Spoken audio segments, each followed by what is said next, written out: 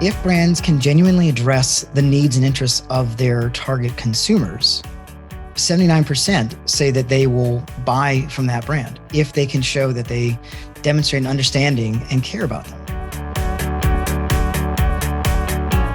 During this last year, we've all just been trying to make sense of what's happening, finding purpose, and for many of us, surviving. And for a lot of us, we have totally thrived. And it's been a great year when it came to business. But that's not for everyone. And emerging businesses and agencies, companies, both big and small, they're all adapting to change. And it's really, we're presented with an opportunity to level the playing field.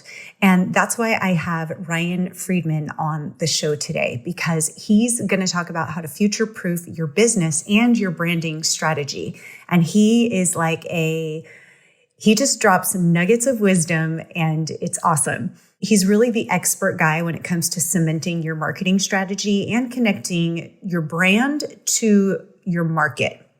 What's also really cool about Ryan is that he's an esteemed technological marketer too. So not a ton of marketers have that, but he does. So I'm definitely picking his brain today. He developed a full service marketing practice, which specializes in launching new and innovative brands. And he's really passionate about what he does. So we're talking about perspectives and strategies on growing challenger brands through full funnel marketing approaches. We're talking about spanning brands, customer experience, product strategy, all kinds of good things. And he's got over 12 years of marketing experience and has helped launch 100 plus programs for more than 40 B2B and B2C brands, including Samsung, Dell, Lexmark, Philips, and more. So I hope you enjoy all of the incredible takeaways that Ryan drops today. Ryan, thank you so much for joining me today. We're going to talk about so many good things. Welcome. Thank you very much. Good to be here. So before we dive in, can you give our listeners a bit of your background and what got you into marketing and the type of marketing that you do and why you're doing it? Why is it important to you? Yeah, I've worked in senior client services roles within marketing services for more than 10 years, managing client partnerships and developing and selling through integrated marketing programs. My roles traditionally take a pretty comprehensive approach to driving business for marketing services organizations across client engagement, BD, and strategy, from building client relationships to working with them as a consultative partner to really understand their business, translate their needs, as well as external market and customer insights into creative brand and marketing strategies, and then developing and selling through integrated programs that leverage everything from content marketing, brand strategy, digital marketing, demand generation, and so on, into integrated programs based on those strategies. And then, of course, working with internal teams to ensure that what we're producing is on point, that it's delivering results, that the client sees the value in it, and that we're all in a good position to take on the next project. Nice. I love it. Well, today we're going to talk about the difference between marketing for large established brands versus the new challenger brands. And honestly, we have both sides listening to the podcast. So this is going to be awesome. And I also think that what we're going to learn from both, you can actually apply anywhere. It's going to be super insightful. But let's talk about the difference between the two. Yeah. So let me give you a little bit of background first and segue into that. So I've spent most of my career working on marketing programs for large established brands, Samsungs, Dells, EMCs, Lexmarks, et cetera. A lot in tech, obviously. But I'm currently doing something quite different and interesting. I'm working with a startup agency / consultancy that specializes in helping new, emerging, and challenger brands go to market with integrated services that address their branding, their marketing, and their commercial needs. So we work with a pretty wide range of brand clients, everything from startups that are just getting into market for the first time, mid-sized companies that are expanding into international regions, and then large brands too that are expanding into new categories. And from this experience, I've seen firsthand the challenge that these companies have in establishing their brands and scaling their business. And in particular, their challenges related to branding and marketing. And you're right. The experience that I've had can absolutely, and hopefully the insights I'm sharing here can absolutely help any marketer, whether they're working for a startup or they're working, or more broadly speaking, a challenger brand, or they're working for a large established brand. I will say this experience has, without a doubt, sort of transformed my thinking about marketing, because you're not just executing on a program and one, initiative or part of the business, but you're really integrating yourself into the entire business in a very strategic way. And I think that's really beneficial, for anyone to be able to go that extra mile, to be able to think beyond the task, the immediate task at hand, and think about how does this help drive meaningful growth for my client or for my business. Right. So my experience through most of my career, again, when working with large brands, is that it's been relatively easy to generate positive results. People are apt to click because they know the brand already. They're eager to engage because they like the brand. They're easier to convert because they already trust the brand. Yeah. Years and in many cases, decades of gradually building strong brands with ample budgets and large teams have made it possible so you can, as a marketer, turn on a campaign and fairly reliably generate positive results. However, for challenger brands, it's often just the opposite. They have limited or absolutely zero brand story already developed, awareness in the market, favorability among customers or consumers, and very little credibility, if any. And at the same time, they have significantly smaller budgets, leaner teams, and in a lot of cases, much more aggressive timelines, years, not decades, particularly those who have VC funding. There's certain expectations, obviously, that they achieve a certain amount of ROI within a certain time period. And we'll talk more about that a little bit later, too. And so you really have to figure out more or less from scratch how to make marketing generate the results you need, often with fewer resources. And so driving meaningful... And cold audiences. And cold audiences, exactly. And so driving meaningful growth for these brands is significantly more challenging. And so I always like to think of challenger brands as not just challenging those who are kind of in a dominant space, but it's challenging to work with them in the first place.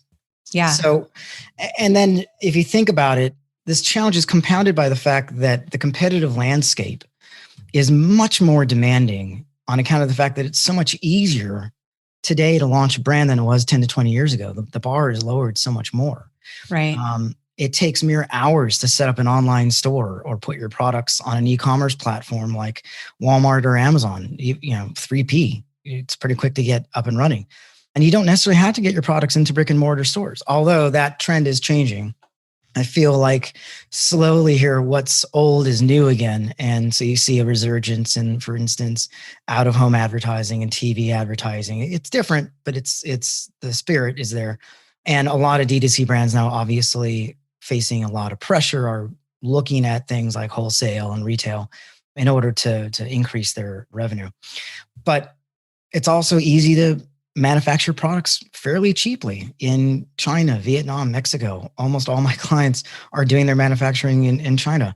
And digital tools and 3D printing have made prototyping so much easier than it ever used to be.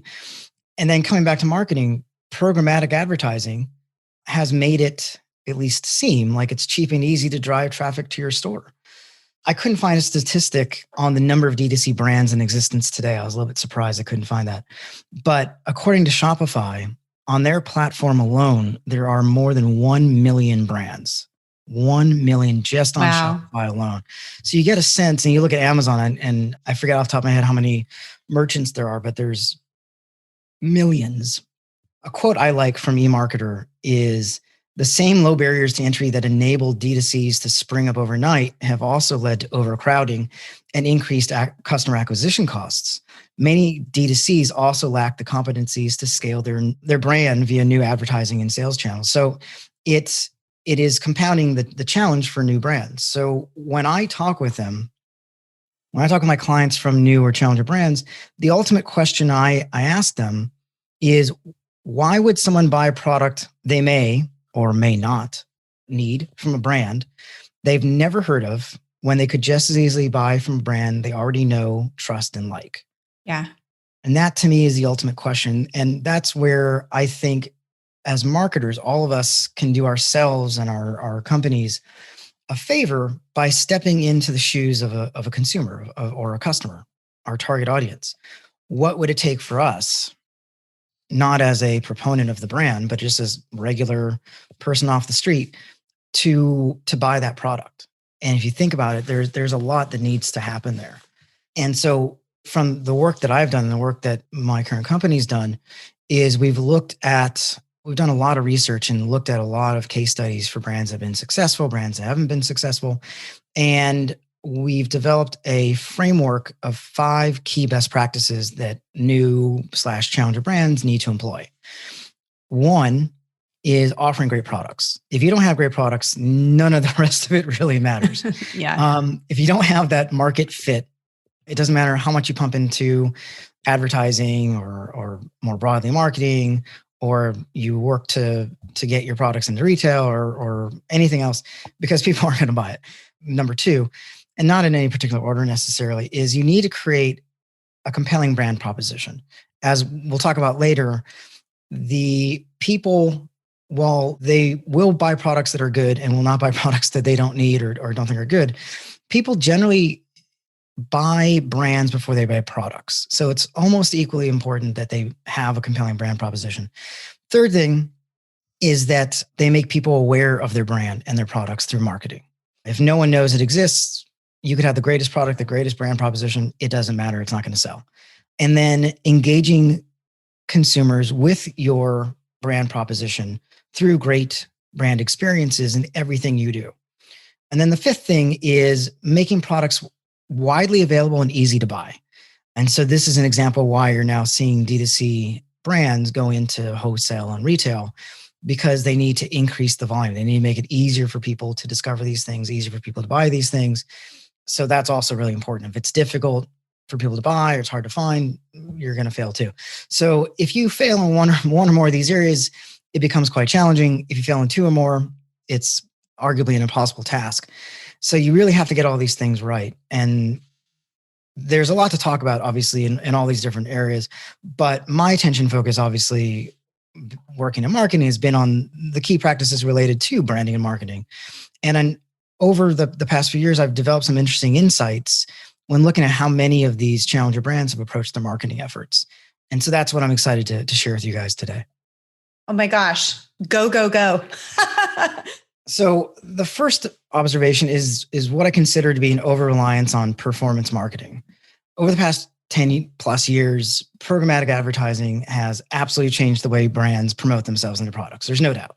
And I think if you're a media company, you maybe don't feel so positive about it. But I think for brands, for the most part, it has been a positive evolution, and seeing the exciting things that are happening out of home and TV around programmatic, I think is absolutely one of the most exciting things that happen in advertising in years. But one of the primary tactics employed by challenger DTC brands leveraging programmatic advertising is performance marketing, or what I'm going to refer to more specifically as direct response advertising. Yeah. And so we all know direct response advertising is intended to get you to literally click through and buy.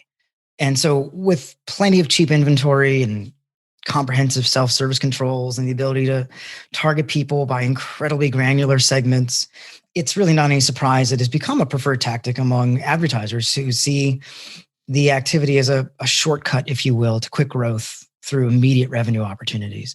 This year, 68% of total digital media advertising spend is in programmatic, with a majority of that in direct response.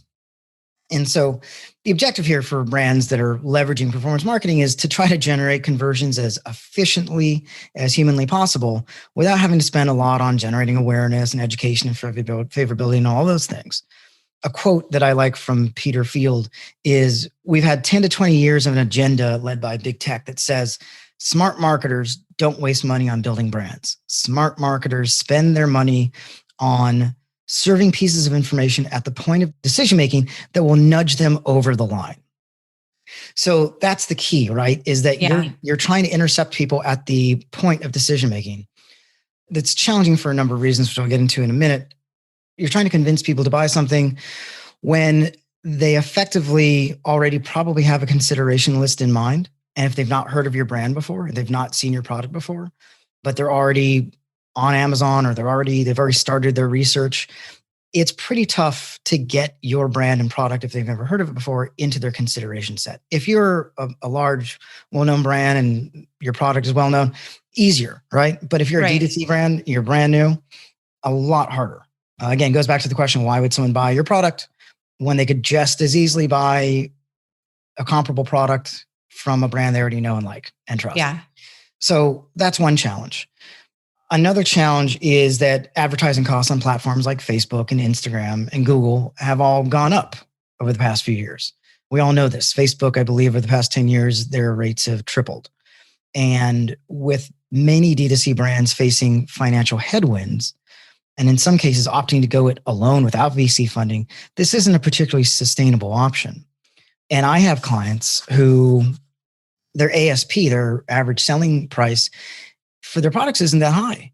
I'm talking right now with a sustainable dental health tech company that their ASP is like $15. So if you're paying per click $1 and you then factor into the fact that X number of those clicks are going to bounce, right? Yeah. So you're going to end up with far fewer sessions. And then your conversion rate, that's not sustainable in the long term.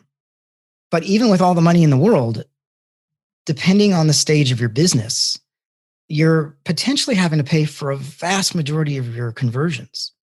And then on top of that, performance marketing doesn't do a heck of a lot to meaningfully generate long-term benefits that can drive much more valuable organic sales. So benefits like awareness, education, favorability, it doesn't really do those things. And it's those things, by driving awareness of your brand, by driving consideration and favorability, that are going to lead people at some point when they have a need to consider buying from you. And that's a conversion you don't need to pay for. So take, for instance, a jewelry tech brand. A friend and former colleague of mine in a different agency was working with a jewelry tech brand. And the brand invested a majority of its marketing budget in performance marketing while not spending a lot on brand marketing. They had only 300 followers on Facebook, 3,000 followers on Instagram, which obviously is not a lot. Right. They had extremely low engagement on their social channels, very limited earned media coverage, almost nothing. I'm talking about like press stories from press releases and pitching and thought leadership and all that kind of thing. And also pretty low organic search interest as reported by Google Trends, which I always look at as an indirect measure of awareness. And so over the course of several months, they spent $1 million to drive roughly 500,000 visitors to their D2C site. Only 2 conversions were attributed to their performance marketing efforts. That obviously is not a great ROI. Right. And so we were talking, and the challenge boils down to that you're trying to convince consumers in that case to spend upwards of $1,000 on a product that they don't fully understand or appreciate, because it's not like a normal piece of jewelry. There's some tech to it. And from a brand that they've never heard of, and with really no established trust and credibility that often goes hand in hand with jewelry, right? And so this required more awareness, more engagement, more education specifically than a simple transactional performance marketing program could provide. This wasn't like trying to get someone to go buy a Swiffer. This required a bit of a higher touch. And so by neglecting to invest in the fundamentals of marketing and prematurely launching performance marketing efforts, the high volume of traffic they paid to drive to the site ultimately did not convert. And that wasn't a winning program, unfortunately. And I'm working right now with a really well-known brand that's expanding into a new category, but our stakeholder doesn't want to invest a lot in brand marketing, figuring, well, I already have a great brand. People know who we are. And so he doesn't want to do that at the moment. But the challenge is that even though you have a great brand, no one knows that you have this product, right? And so at the moment, 95% of revenue is being generated through direct response advertising. That isn't great, particularly given that they have a pretty low ASP. So the economics, again, are just not very sustainable. If people don't know, and the conversion rate is pretty decent. So the problem is that there just aren't enough people who know that the product exists and that are being driven. So my group is working with them on communications, so social media and PR. We're trying to convince stakeholders to invest more in upper funnel awareness marketing. But until that happens, I think, again, that correlation between direct response advertising and sales is going to continue to be pretty high. Another client that I worked with earlier, we saw when we first started, we saw a correlation of 97%, which again, is really high. Eventually, though, after several months of brand marketing activities included high profile media sponsorships, influencer marketing, paid social media campaigns, PR, cross-channel digital marketing campaigns across native and video and everything else, we were able to increase their awareness by 6x. Now, granted, it was low to begin with, but 6x is still pretty decent. And we were able to drop the correlation between DR advertising and revenue down to 70%. Still really high, but it shows how brand marketing, and in particular awareness advertising, can contribute to meaningful growth. That means that almost 30% of their sales were then driven by organic that they didn't need to pay for. Hey guys, and thank you so much for tuning in to the Backstage Business Podcast. I wanted to let you know that this episode is brought to you by The Draw Shop. At The Draw Shop, we make animated videos that just work. Did you know that most businesses are struggling to increase their sales simply because they don't stand out? At The Draw Shop, we use a scientifically proven formula to create animated videos that just work. With customers such as Uber, Twitter, Google, United Nations, Lockheed Martin, Netflix, and more, we know that creating messages that are impossible to misunderstand, it's critical to attracting more customers and keeping your audience engaged so that you can stand out as the best in your industry. Find out more information at thedrawshop.com. It's fascinating to me, and I think, okay, here's where my mind is going. There's a certain amount that most companies will say, okay, this is the amount that out of revenue, this is what I should spend towards marketing. In looking at that, like you're just talking about, like here's what came from actual organic search. They were spending a certain amount in actual paid advertising. So the question is, obviously, it would be so great for people to get customers and create leads from organic, from without having to pay as much, because it gets more and more expensive the more that you do paid advertising. So it's about how do you get to that? That's the big question I'm guessing that listeners are asking. Yeah, that is the ultimate question. Exactly. Yeah, absolutely. When you look at someone like Apple doesn't really have to do, it's an extreme case, but go with me here. They don't have to do a lot of performance marketing. Everyone knows who they are. Everyone loves them and will seek out to purchase from them on their own without Apple having to drive them, right? That's sort of, you don't even have to let them know that something new has come. They're already searching, like, what's the next iPhone? What's the next, they're hungry and waiting for it. Yeah.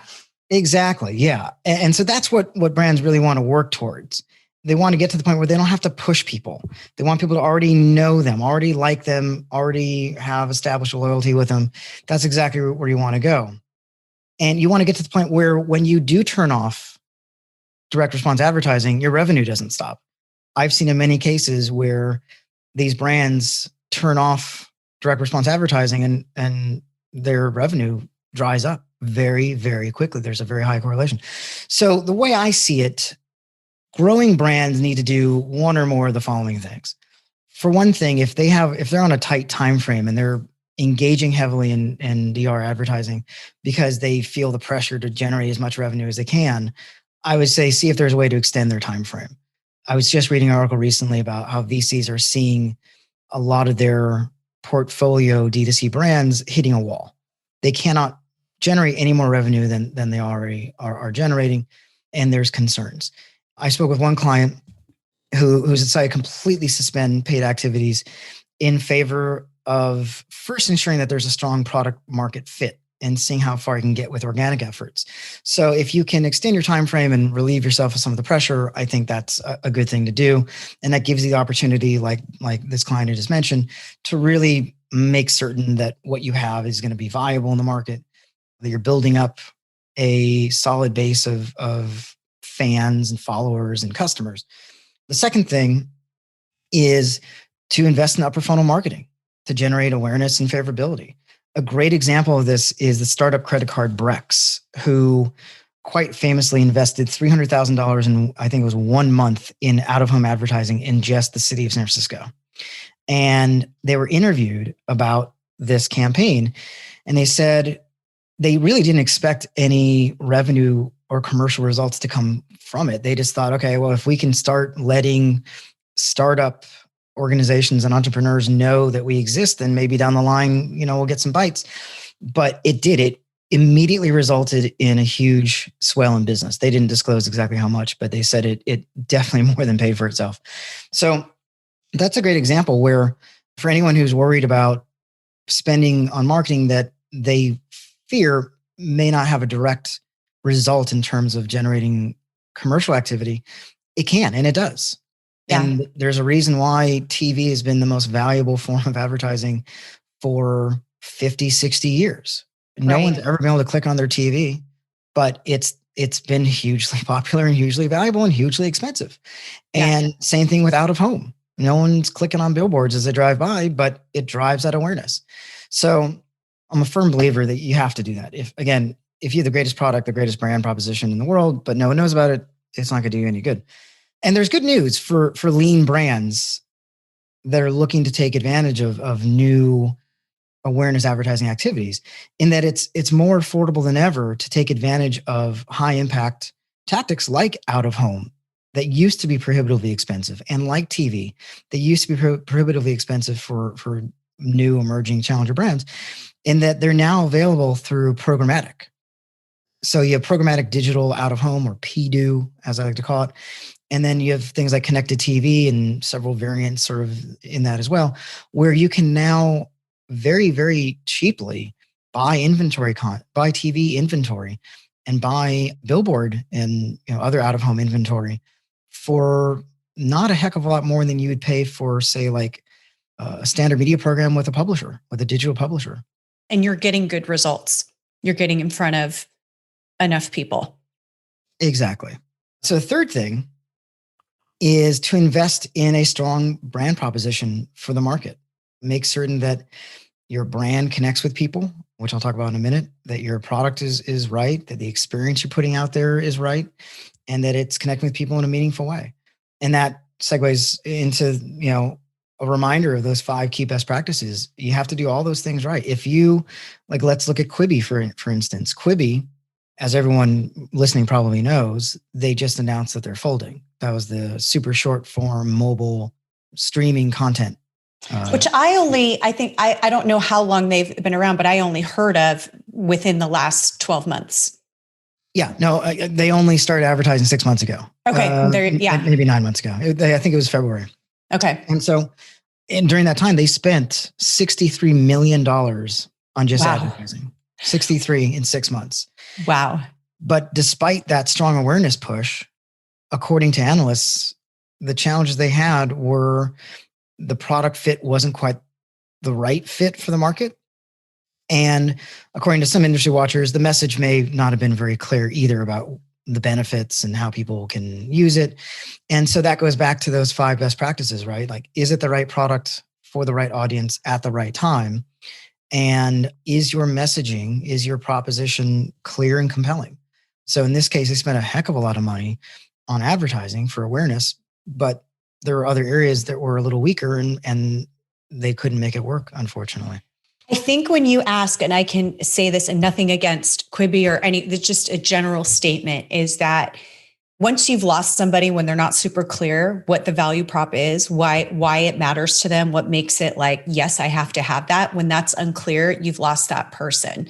And that is probably, as you're saying, you have to hit that so hard right at the beginning, or people are gone. And especially in today's world where the attention span is so short and there's everything calling your attention, it's like if you're not nailing that, it doesn't matter how much money you're spending or how many people you're getting in front of. They're just gone if they don't see, hey, how's this going to make my life better? If they don't see that, it's like, sorry. Yeah. And you have to connect with people on a real meaningful level. I mean, again, there's so many brands out there and they're all trying to do the same thing as you, right? It's not just a matter of saying, here's the benefits, but you have to connect with them on an emotional level too. It's like communicating benefits is like table stakes. And you have to go that extra level nowadays. And so you look at, like, one of my favorite case studies is Warby Parker, the eyeglass brand, right? 10, 11, I may be off a little bit, but I think 10, 11 years prior to Warby Parker launching, there was another brand that had the exact same value proposition as them, which was to offer cheap eyeglasses. It's Zenni. I think most people probably heard of Zenni as well. And Zenni did pretty well over a 10 to 11 year period. And they were eating into the market share. And that's a obviously very intense category where there's some monopolistic things going on, but they were doing a good job and they were selling cheap eyeglasses. Warby Parker came along with the exact same value proposition, but they went above and beyond communicating the message, we're going to give you cheap eyeglasses.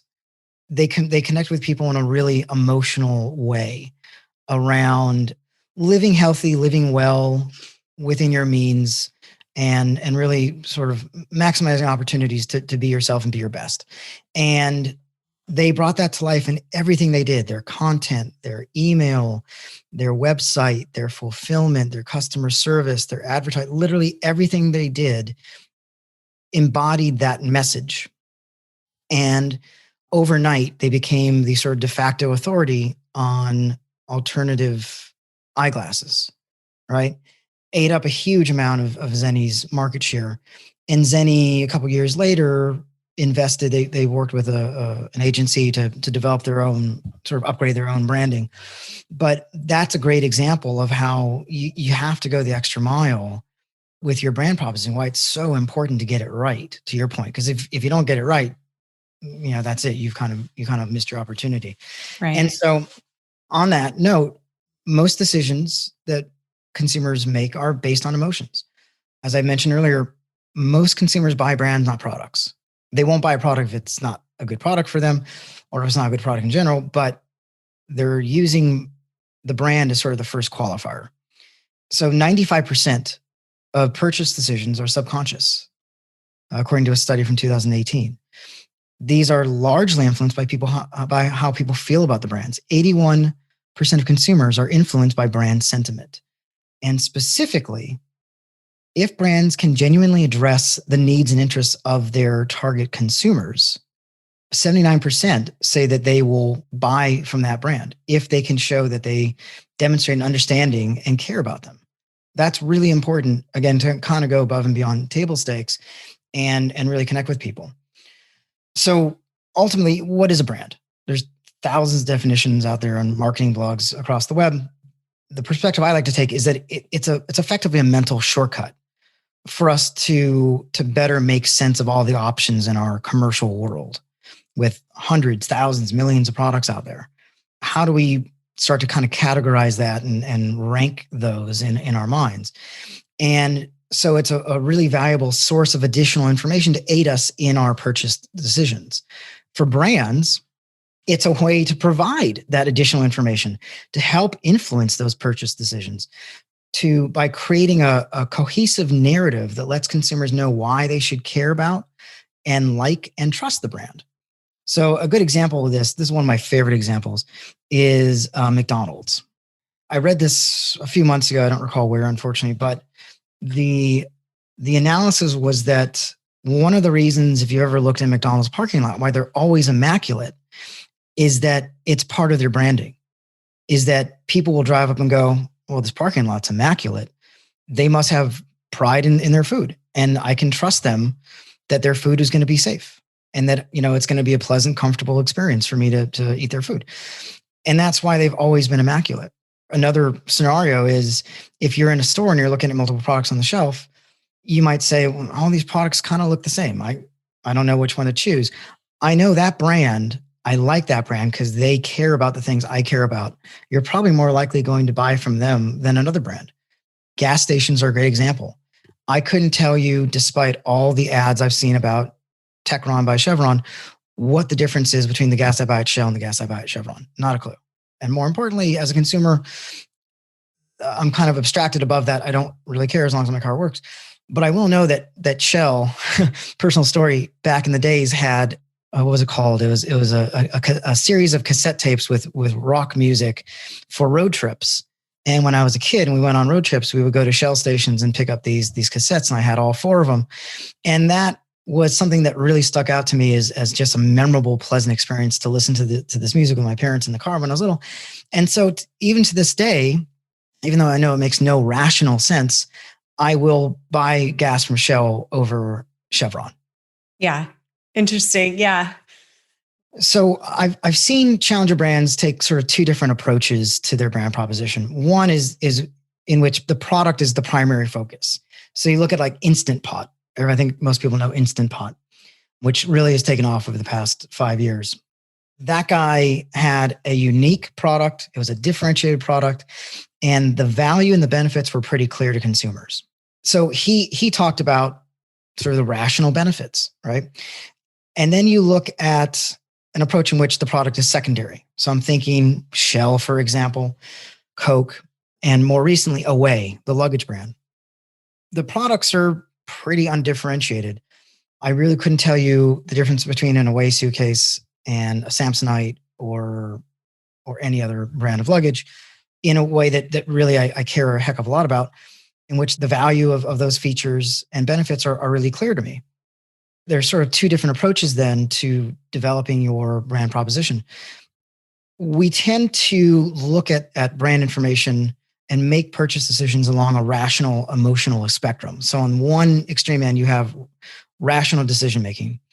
This is where products that are novel, they're unfamiliar, they're complex, or they're expensive, they prompt consumers to conduct research into the product, into the competitors, into the overall market to understand whether that product is right for them and whether that is the best product on the market.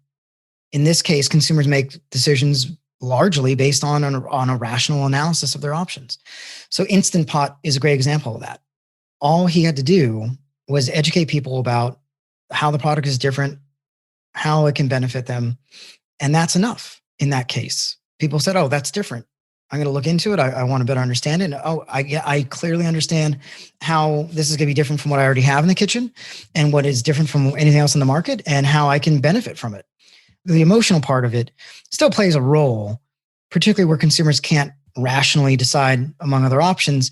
But when you have products that kind of fit in this category, taking an educational approach to your brand communications is really important. Now, on the other end of the spectrum, you have emotional connections. This is where products that are common, easily understandable, inexpensive, they don't require consumers to do a lot of research, like gasoline, like choosing between Coke and Pepsi in the grocery store. And so as such, there tend to be a lot more of these brands as well that are offering relatively undifferentiated products in the market. So consumers instead tend to rely on sort of easy, efficient, shortcut decisions based on their feelings about brands. So my example about Shell, for instance, because at the end of the day, they know they'll get a similar comparable product, whatever their decision. So there isn't a need to exert a lot of time or energy on hardworking, rational decision-making. No one goes, oh boy, between Coke and Pepsi, I don't know. I should probably research which one of them tastes better or has better ingredients or is healthier for me. No one's going to do that. And so you resort really to kind of superficial data on which brand or product makes you feel better. And so it's no surprise that brands that are in these sort of undifferentiated categories like CPG, for them, brand marketing campaigns that use an emotional tactic are twice as effective as those that simply promote a product's merits. Right. So obviously really, really important to understand who your customer is, what the fit is within the market, the nature of your product and your brand overall, and then figure out the right communication strategy. So what goes into a brand proposition? it's from the work I've done, it's positioning, understanding, again, defining your brand's fit in the market, how the brand competes with and is differentiated from other brands, the value of a brand for consumers, both today and in the future, developing messaging that both clearly and convincingly communicates this position, a creative strategy that brings it to life in a really compelling and engaging way. And then also importantly, figuring out how to distill that down into your product marketing strategy as well, so that as you talk about your products, they support the overall brand story. So the approach I like to take is to develop a really unique and powerful image for the brand that, again, clearly communicates why customers should become customers in the first place and become lifelong fans. And this image should ideally be stable, pretty stable. So if you have new products come in or you're eliminating old products, you don't want to have to keep reinventing yourself. You want to aim fairly high and future-proof your brand. Which is also important if you're, say, in like an innovation space or a tech space. You're not always going to have the latest and greatest product. So you want to sort of create insurance against not having the latest, greatest product by getting people to care about you as a brand more than they care about a specific product. And then importantly, bringing the story to life in everything you do, integrating it into every touch point so that you're consistent. There's no confusion among consumers as to who you are, what you are, and what your value is to them. And taking the opportunity, every opportunity, to embody your brand's position. This could be in the type of content you create. This could be in the ads that you're creating. This could be the direction for your photo and video shoots. This could be your marketing strategy. This is going to influence the types of influencers you work with, types of campaigns you put together, the way you engage with your social media audiences, the way you engage with your customers through customer support, your targeting for media, your messaging for PR, the types of brand partnerships you create. All these things are going to be influenced and should be influenced by your brand proposition, which has to be grounded in a really firm understanding of who you are in the marketplace and what your benefit or value is to your target audiences. So to wrap it up, what do I think it takes for brands, challenger brands, to be successful is build a compelling proposition for brand that connects with people both rationally and emotionally, bring it to life in everything you do, and take a full funnel approach that fills the funnel with audiences that you identify as likely intenders for your brand's products. Engage with them with content and creative that will drive awareness and favorability for long-term interest and consideration so that they can, in the future, serve as the source of really valuable organic sales. And at the same time, continue to scale commercial results through performance marketing that takes advantage of your growing number of followers, your growing awareness, your improved story, your increased number of followers and people who are aware of you, and also remarketing audiences. Use the upper funnel activities and use the benefits from that to make your lower funnel performance marketing more efficient. Absolutely. I totally agree. Ryan, this has been so awesome. I know that you could keep going with so much really valuable information. Where can our audience find more information about you and your company? So personally, you can find me on LinkedIn, Ryan Friedman, and the company website is redharp.com. Perfect. And we will make sure to have links to both of those in the show notes. Ryan, thank you so much. This was so valuable and so much to think about, especially when we think about what we currently have in place for marketing and where we could go. So thank you again so much for being on the show. Yes, thank you. Thank you. Real quick before I go, have you left me a rating and a review yet? I want to make sure that I keep bringing you more of the topics you want to hear. So will you do me a favor and head on over to wherever you're listening on this podcast and let me know what you thought about this episode? Just scroll to the bottom, click on how many stars, 5 would be amazing, and then click write a review. Oh, and when you do, you'll be entered to win a $500 gift card to the Draw Shop that I will choose on the first Monday of every month.